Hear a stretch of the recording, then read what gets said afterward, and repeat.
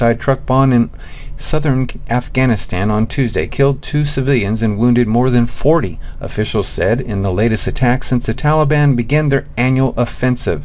The attacker detonated a lorry loaded with explosives at the gate of the police headquarters in Lashkar-Gah, the capital of volatile Helmand province.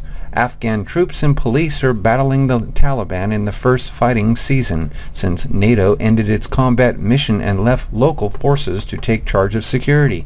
The Helmand blast came less than 2 days after 11 soldiers were killed in a Taliban ambush in the normally relatively peaceful western province of Herat. It was a suicide truck bomber detonating his vehicle at a gate of police headquarters, provincial police spokesman Farid Ahmad Obad told AFP. Our initial reports show 40 wounded, 2 killed, he said, adding that of the casualties were civilians. Provincial spokesman Omar Zwak confirmed the attack. The blast was very powerful. Most of the wounded people are civilians who were hit by broken glass inside their homes, he told AFP. A doctor at the emergency hospital in Lashkar-Gah said 40 civilians were brought to the hospital. There was no immediate claim of responsibility for the attack. You know, I report on this kind of news in the other side of the world all the time. Could you imagine living with something like this next to you on a daily basis? Next up from the BBC News, Ukraine suspends Russian gas purchases. Russian gas purchases have been suspended by the Ukraine after a breakdown in talks aimed at keeping supplies running for 3 to 6 months. The Ukrainian state energy company, Naftogaz, says it would continue transporting Russian gas supplies to other European customers. It will be the second time in less than a year that Russian fuel supplies have stopped running to Ukraine. Russian Energy Minister Alexander Novak called the decision unfortunate. Moscow hiked prices after Kremlin-backed leader Viktor Yanukovych was ousted in February of 2014. It cut off gas supplies in June 2014 as the conflict between the government in Kiev and pro-Russian rebels in the east escalated. Since then, the European Union, which mediated at the price negotiations in Vienna, has forged a series of temporary agreements that need to be renewed every 3 months. A statement from Naftogaz said, since the additional agreement between Naftogaz and Gazprom is expiring on June 30th, and the terms of further Russian gas deliveries to Ukraine were not agreed at today's trilateral talks in Vienna, Naftogaz is suspending purchases from the Russian company. Ukraine consumes about 50 billion cubic meters of gas per year, producing about 20 billion cubic meters, but importing the rest. On average, Kiev experiences 4 months a year when the average temperature is below 32 degrees Fahrenheit. The two countries have fought several gas price wars in past years, with Russia cutting supplies in 2006 and the winter of 2008 and 9. Next up, 1,200 escaped from a Yemen prison, including Al-Qaeda suspects. Around 1,200 prisoners, including Al-Qaeda suspects, escaped during clashes at a jail in central Yemen on Tuesday, officials said. The incident is the biggest in the series of prison breaks that have freed Yemeni militants in recent years and signals the further erosion of the state amid a raging civil war. Groups of Al-Qaeda supporters today attacked the central prison in the city of Taiz, and more than 1,200 of the dangerous prisoners escaped, state news agency Sabah quoted a security official as saying. Another local official told Reuters some of the escapees were suspected of belonging to Al-Qaeda, but said they left amid heavy clashes between warring militias in the city. Shiite Muslim Houthi fighters entered Taiz in March in a southward push from their base in the capital Sana'a that drew military intervention from a Saudi Arabian-led coalition. But 3 months of airstrikes have yet to push back the group and units in Yemen's army that are loyal to Houthi Ali Abdullah Saleh, the country's ex-president. The security official said army forces linked to Saleh allowed the prisoners to escape as the militiamen, dubbed popular committees by their supporters, advanced. Heavy fighting took place near the central prison, and the popular committees approached and seized control of the area. But Saleh's forces opened the prison doors, the officials said. Another group of al-Qaeda militants escaped from a prison in the eastern city of Mukalla in April after army forces suddenly quit the city. Al-Qaeda and other hardline Sunni groups condemned the Houthis as apostates worthy of death, and the two groups are fighting each other in several areas in central Yemen. And the World Post is reporting what Netanyahu really thinks about military action against Iran. Israel's former ambassador to Washington, Michael Oren, is on a crusade to discredit President Obama and derail a possible nuclear deal with Iran. And his new memoir contains interesting information about Israeli Prime Minister Benjamin Netanyahu's real thoughts on how to stop the Iranians getting a nuclear weapon. In TV interviews and op-eds to publicize his book, My Journey Across American-Israeli Divide, Oren has argued that the main problem in U.S.-Israeli relations since President Barack Obama took office has been a lack of trust, and he puts the blame almost exclusively on Obama. In an interview with Fareed Zakaria on CNN on Sunday, he said, "The president is coming to the people of Israel and saying, 'Trust me.' So we have to address the question of whether that trust has been built up over the course of the last 5+ years of the Obama administration. And having lived through that period, I have to say emphatically, no. But trust is a two-way street, and Oren's book has some disturbing information that should color how we should understand Netanyahu's real intentions. In his book, Oren indicates that both Israeli Prime Minister Benjamin Netanyahu, then Defense Minister Ehud Barak, who was in office until 2012, wanted President Obama to launch a military strike against Iran. Oren summarizes Netanyahu's view in these words. Netanyahu held that military action would discredit the Ayatollahs, much as the Entebbe raid had helped bring down Ugandan dictator Idi Amin. The President Obama reasoned that airstrikes could not destroy Iran's nuclear knowledge, while the Prime Minister countered that without centrifuges that know-how was useless. A pilot without a plane can't fly, he said. In 1976, Israeli commandos mounted a raid to free hostages from a hijacked Air France plane being held in Entebbe, Uganda. Netanyahu's brother Yonatan was killed in the raid. The Ugandan leader Idi Amin was overthrown by Tanzanian troops 3 years after he launched an invasion of neighboring Tanzania.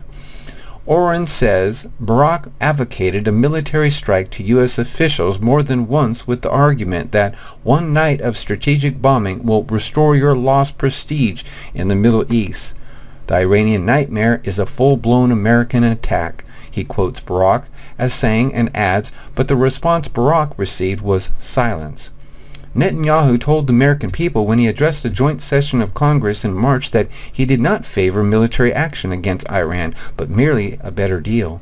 We're being told that the only alternative to this bad deal is war. That's just not true. The alternative to this bad deal is a much better deal, Netanyahu said. Now, Oren tells us that Netanyahu and Barak actually wanted U.S. military action against Iran. That ought to have an important bearing on the political struggle that is about to unfold if the United States and its 5 international partners strike a deal with Iran by the newly extended deadline of July 7th. Supporters of the deal will argue that congressional action to derail the agreement by President Obama from implementing it will lead inevitably to collapse of the international sanctions regime against Iran. The United States, and not Iran, will be blamed for the failure of diplomacy and be put back in a position where the only way to delay Iran's progress toward a bomb, not to destroy, but merely delay for a few years, would be military action. Opponents of the deal, led by Netanyahu and Republican lawmakers, say a better deal was there to be had and could still be achieved if the United States and its partners would only take a tougher stance with the Iranians. They deny that their intention is to create a situation where the United States is forced to take military action. That's where the Oren quotes of Netanyahu and Barak are so important, because they give us insight into the actual thinking of these Israeli leaders. We learned in Iraq that the consequences of military action in the Middle East are impossible to predict. The consequences of the 2003 U.S.-led invasion are still playing out in a region that has been totally destabilized, partially or partly as a result of that war. One thing is certain: hundreds of thousands of people have died and millions have been uprooted by that invasion. Let's not make that mistake again. And reporting from the Sun Herald, in Alabama, a small earthquake was recorded in West Alabama. U.S. Geological Survey says a magnitude 3.8 tremor was recorded Tuesday morning near Utah, roughly 35 miles southwest of Tuscaloosa. USGS officials say the earthquake happened at a depth of just over 3 miles underground. Officials have said more than a dozen small earthquakes have been recorded since November 20th in Greene County, and each was a magnitude of 3.8 or less. A state earthquake expert has said researchers have installed a seismic monitor northwest of Utah to look for the cause of the seismic activity. And a second earthquake since May rattles lower Michigan. Looks like it's right here. Depth 3 miles, magnitude 3.3. Near Kalamazoo, a shallow earthquake jolted lower Michigan Tuesday morning, marking the second time in 2 months the region, which is fairly a stranger to earthquakes, has felt a trembler. 3.3 magnitude, as I just said. It was quite shallow, only about 3 miles under the surface. And this will be the last news of the day. Greece does default on the IMF debt. Greece's last-minute overtures to international creditors for financial aid on Tuesday were not enough to save the country from becoming the first developed economy to default on a loan with the International Monetary Fund, or IMF. The IMF confirmed that Greece had not made its scheduled 1.6 billion euro loan repayment for the fund. As a result, IMF Managing Director Christine Lagarde will report to the Global Lenders Board that Greece is in arrears, the official euphemism for default. Fears of a Greek default have unnerved financial markets on concerns that it would ultimately lead to the country's exit from the euro common currency. The fate of Greece's membership in the 19-nation currency bloc still hangs in the balance ahead of a referendum on Sunday, when Greek citizens will vote on whether to accept the austerity terms of continued international aid. President Barack Obama said on Tuesday the financial crisis in Greece should not create a major shock for the U.S. economy, but warned that its fallout could dampen global growth. IMF spokesman Gary Rice said Greece can now only receive further funding from the global lender once the arrears are cleared. He confirmed that Greece asked for a last-minute repayment extension earlier on Tuesday, which the fund's board will consider in due course. The left-wing Greeks government's 11th hour bid for an extension of its international bailout and a 2-year funding and debt restructuring program offered no concessions to creditors' demands for economic reforms, according to text seen by Reuters. A one-page letter from Greek Finance Minister Yannis Varoufakis to the chairman of the Euro Group of Finance Ministers of the Eurozone said Greece was fully committed to service its external debt in a manner that secures the viability of the Greek economy, growth, and social cohesion. But it made no mention of the conditions set by Greece's 3 lenders, the European Commission, the European Central Bank, and the IMF, for releasing frozen aid to avert defaulting on the IMF payment. Instead, Varoufakis cited legal grounds for requesting a 2-year loan of an unmentioned amount. The loan will be used exclusively to meet the debt service payments of Greece's external and internal debt obligations, he wrote. It was not clear whether that includes payments arrears to Greek government suppliers, civil servants, and others.